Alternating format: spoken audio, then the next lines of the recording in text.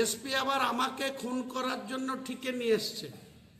উনি আমার বিরুদ্ধে আমাকে খুন করার জন্য আমি রাস্তায় গাড়িতে যা আশা করি সেটা দুজন সুপারি কিলারকে এসপি বরাত দিয়েছে যে হুমায়ুন কবিরকে গাড়ি অ্যাক্সিডেন্ট করে খুন করে দিতে হবে, কারণ হুমায়ুন কবিরের রাজনৈতিক মোকাবেলা করতে পারছে না। তাই হুমায়ুন কবিরকে এসব করার জন্য পুলিশের এসপিকে নিয়োগ করা হচ্ছে। অপেক্ষা করুন, আজ 10ই ফেব্রুয়ারি, 28শে ফেব্রুয়ারি আসতে দিন। ইলেকশন কমিশন ইলেকশনের শিডিউল ডিক্লেয়ার করুক। এসপি মুর্শিদাবাদ কোথায় থাকে, ওসি লালগোলা অতনু দাস কোথায় থাকে, মুর্শিদাবাদের প্রশাসন কোথায় থাকে, এটা আমার চ্যালেঞ্জ। আমার কিছু করতে না পেরে শফিক বলে একটা তার ছেলেকে ধরে নিয়ে এসে আটকে রেখেছে।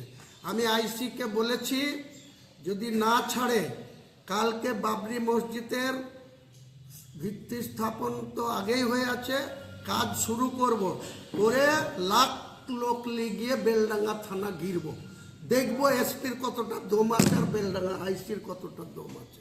কালকেই ঘিরব বেলডাঙ্গার আইসিকে, যদি ওই শফিকের ছেলেকে না ছাড়ে।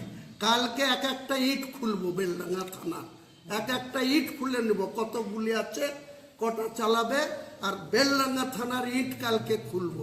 আইসির সাথে বোঝাপড়া করব, এসডিপিওর সাথে বোঝাপড়া করব কালকে।